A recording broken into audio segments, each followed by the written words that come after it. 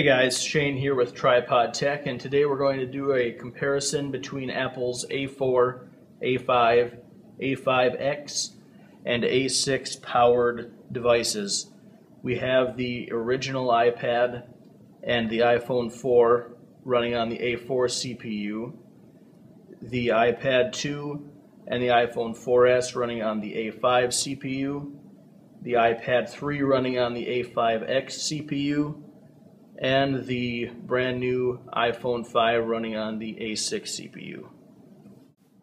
Here we're going to just power on the devices and see what kind of startup speed we have. Again, we have the iPad 1, iPad 2, and the third generation iPad, the iPhone 4, the iPhone 4S, and the iPhone 5. Got a couple extra pairs of hands here. Let's go ahead and fire them up.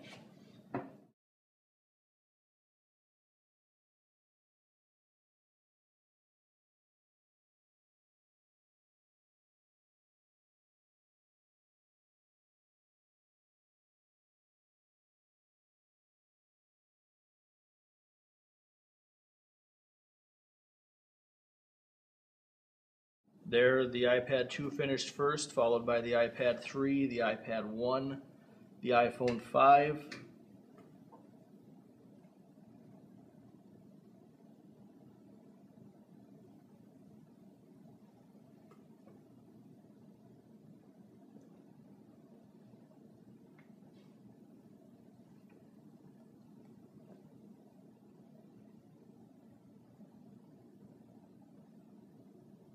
the iPhone 4S, and finally the iPhone 4.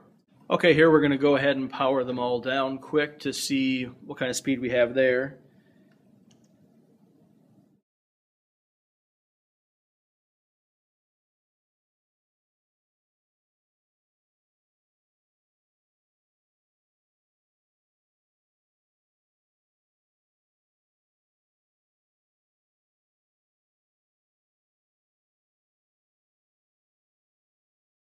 And there the iPad 2 and 3 all about tied. The iPad 1 just finished. The iPhone 4 finished. The iPhone 4S and the iPhone 5. So here we're going to do a application speed test. We're going to launch Safari and let it render the first page, which is the Apple home page. See how quickly they can do that, since that's kind of the only application they all have that is the same. So let's get some extra hands in here. On 1, 2, 3. And there the iPhone 5 and iPhone 4S finished, the iPhone 4, the iPad 2, and just to mention, these are all on the same wireless network. The iPad 3 finished,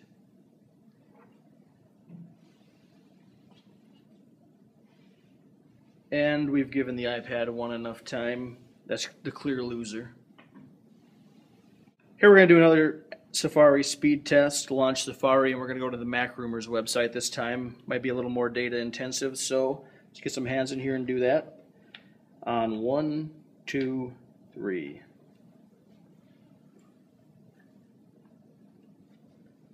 Looks like the iPhone 5 finishes first, followed by the iPhone 4, the iPad 3, the iPhone 4S, the iPad 2, and our iPad 1 just really doesn't want to work with Safari today, so once again the clear loser. So here we're going to go ahead and check out the system performance by running Geekbench on all of these devices. So if I get a couple extra hands in here, we'll go ahead and run the benchmarks.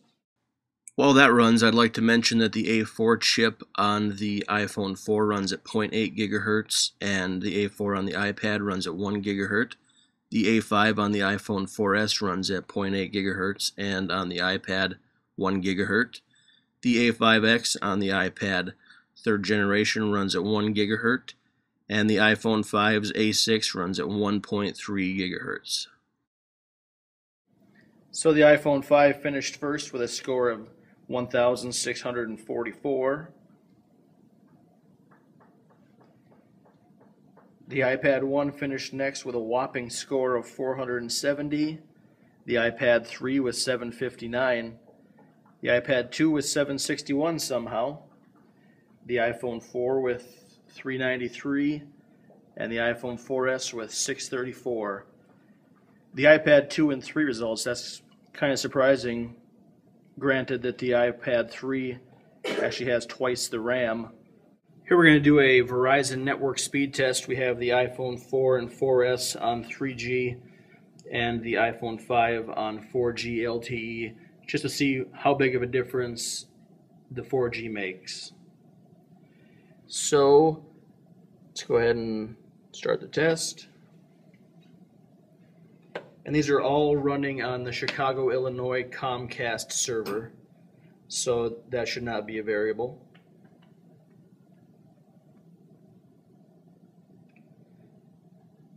So the iPhone 5 pulled 29.67 megabit per second down and 5.2 megabit per second up. The iPhone 4S pulled a whopping 0.95 megabit down and 0.67 megabit up, and the iPhone 4 0.89 down and 0.62 up. So that 4G LTE really does make a huge difference in your network speed. Here we have a photo from the iPad 2. You can see it's grainy, blurry. I mean, it's a decent photo, but it's not great. And here a video with the iPad 2. Again, same thing. Not great, but it did the trick when the iPad 2 was first released. Here's a picture from the iPad 3. You can see the hues are a lot nicer, a lot more depth to the color. And here a video from the iPad 3. You can see right off the bat significantly better. That full 1080p looks nice. And an iPhone 4 photo with the HDR turned off. It was a windy day, so the blurriness can be accounted to that. And here with HDR on, it brings out a little brightness, not as much contrast. Here a video with the iPhone 4, about on par with the iPad 3. And you can see that this photo, HDR off with the iPhone 4S, looks to be the best so far. And the photo with the HDR on, again, very good, but it gets a little brighter, takes away some of that contrast. And the video looks a lot smoother, a lot more contrast, less blur. iPhone 5 photo with HDR off, the best so far, to be expected. And with HDR on, this actually looks better than the other ones did with HDR on. And an iPhone 5 video, again, that full 1080p looks really sharp. Oh, it does. So that concludes our in-depth look at Apple's A-series chipset in the iPad 1, 2, and 3rd generation iPad and the iPhone 4, 4S, and 5. We gave you photo quality, video quality, startup and shutdown speeds, application launch speeds, and CPU speed test. If there's anything else you guys want us to test on these respective devices, go ahead and let us know, and we'd love to check it out for you. Otherwise, this is Shane signing off for Tripod Tech.